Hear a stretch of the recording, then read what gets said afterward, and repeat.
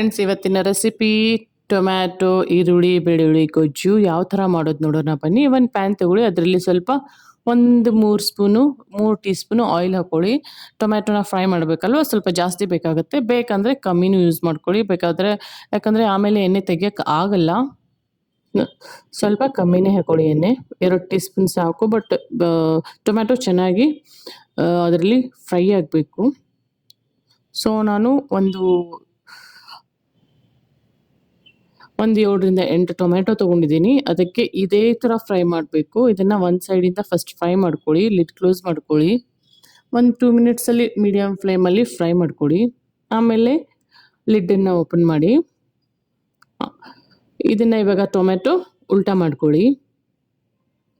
So ಎಲ್ಲ ಟೊಮ್ಯಾಟೊನ ಉಲ್ಟಾ ಮಾಡಿಕೊಂಡು ಮತ್ತೆ ಸೇಮ್ ಪ್ರೊಸೆಸ್ಸು. ಫಸ್ಟ್ ಬೆಳ್ಳುಳ್ಳಿ ಹಾಕೊಳ್ಳಿ. ಬೆಳ್ಳುಳ್ಳಿನೂ ಚೆನ್ನಾಗಿ ಫ್ರೈ ಆಗಬೇಕು. ಎಣ್ಣೆಯಲ್ಲಿ ಫ್ರೈ ಆದರೆ ತುಂಬಾ ಟೇಸ್ಟ್ ಚೆನ್ನಾಗಿರುತ್ತೆ. ಬೆಳ್ಳುಳ್ಳಿ ಆಗಲಿ, ಆಮೇಲೆ ಆನಿಯನ್ ಆಗಲಿ, ತುಂಬಾ ಕ್ವಾಂಟಿಟಿ ಈಕ್ವಲ್ ಆಗಿರಲಿ, ಚೆನ್ನಾಗಿರುತ್ತೆ ಟೇಸ್ಟು.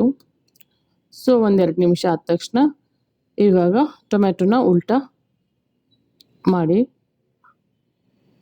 ಈರುಳ್ಳಿನ 1-2 ಈರುಳ್ಳಿ ತೊಗೊಳ್ಳಿ, ಚೆನ್ನಾಗಿ ಕಟ್ ಮಾಡಿ ಸೈಡಲ್ಲಿ ಇಟ್ಕೊಳ್ಳಿ. ಸೊ ಇದನ್ನೆಲ್ಲ ಉಲ್ಟಾ ಮಾಡಿ 1-2 ನಿಮಿಷ ಬಿಡಿ, ಫ್ರೈಯಲ್ಲಿ ಎಣ್ಣೆಯಲ್ಲಿ ಚೆನ್ನಾಗಿ ಫ್ರೈ ಆಗಲಿ. ಮೀಡಿಯಮ್ ಫ್ಲೇಮು ಯೂಸ್ ಮಾಡ್ಕೊಳ್ಳಿ, ಜಾಸ್ತಿ ಹೈ ಇಟ್ಟರೆ ಸುಟ್ಟೋಗುತ್ತೆ. ಸೊ ಇವಾಗ ಮತ್ತೆ ಉಲ್ಟಾ ಮಾಡ್ಕೋಬೇಕು. ಅದು ಸ್ಕಿನ್ ತೆಗಿಬೇಕಲ್ವಾ, ಇನ್ನೊಂದು ಸ್ವಲ್ಪ ಟೈಮ್ ಬೇಕು ಅದಕ್ಕೆ ಕುಕ್ ಆಗೋಕ್ಕೆ. ಸೊ ಇನ್ನು ಒಂದ್ಸಲ ಉಲ್ಟಾ ಮಾಡ್ಕೊಳ್ಳಿ ಎಲ್ಲ ಟೊಮ್ಯಾಟೊನ.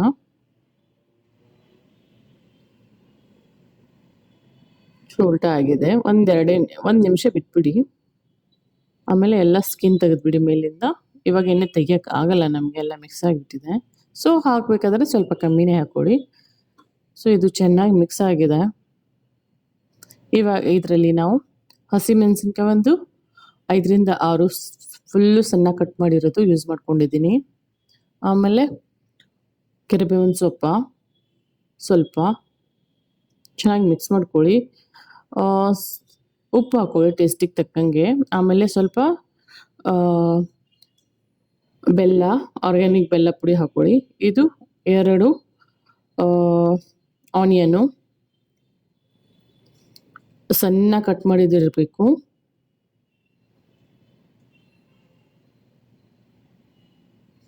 ಸೊ ಈರುಳ್ಳಿನ 2 ಚೆನ್ನಾಗಿ ಕಟ್ ಮಾಡಿರೋದನ್ನ ಹಾಕ್ಕೊಳ್ಳಿ, ಮಿಕ್ಸ್ ಮಾಡಿ. ನಾನು ಯಾವ ಥರ ಮಾಡಿದ್ದೀನಿ ಅದೇ ಪ್ರೊಸೆಸ್ಸಲ್ಲಿ ಮಾಡ್ಕೊಳ್ಳಿ. ಆನಿಯನ್ ಅಂದರೆ ಈರುಳ್ಳಿ. ಸೊ ಇದರಲ್ಲಿ ಇವಾಗ ಚೆನ್ನಾಗಿ ಕಟ್ ಮಾಡಿರೋದು ಕೊತ್ತಂಬರಿ ಸೊಪ್ಪನ್ನು ಹಾಕ್ಕೊಳ್ಳಿ. ಎಲ್ಲಾದ್ರೂ ಚೆನ್ನಾಗಿ ಮಿಕ್ಸ್ ಮಾಡಿ. ನಾವು ಟೊಮ್ಯಾಟೊ, ಈರುಳ್ಳಿ ಮತ್ತು ಬೆಳ್ಳುಳ್ಳಿ ಗೊಜ್ಜು ರೆಡಿ ಇದೆ. ಡೆಫಿನೆಟಾಗಿ ಟ್ರೈ ಮಾಡಿ, ತುಂಬಾ ಟೇಸ್ಟ್ ಚೆನ್ನಾಗಿರುತ್ತೆ. ಇದು ಅನ್ನದ ಜೊತೆ ಆಗಲಿ ಅಥವಾ ಚಪಾತಿ ಜೊತೆ, ದೋಸೆ ಜೊತೆ ತುಂಬ ಚೆನ್ನಾಗಿರುತ್ತೆ. ಡೆಫಿನೆಟಾಗಿ ಟ್ರೈ ಮಾಡಿ. ನನ್ನ ವಿಡಿಯೋಸ್ ಇಷ್ಟ ಆದಲ್ಲಿ ಲೈಕ್, ಶೇರ್, ಸಬ್ಸ್ಕ್ರೈಬ್ ಮಾಡಿ. Thank you.